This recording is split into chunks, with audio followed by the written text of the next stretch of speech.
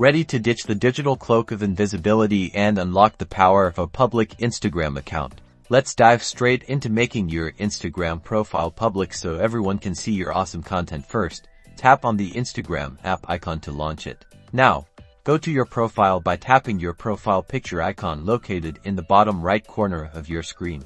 Next, look for the three horizontal lines in the top right corner. Tap on them to open the menu.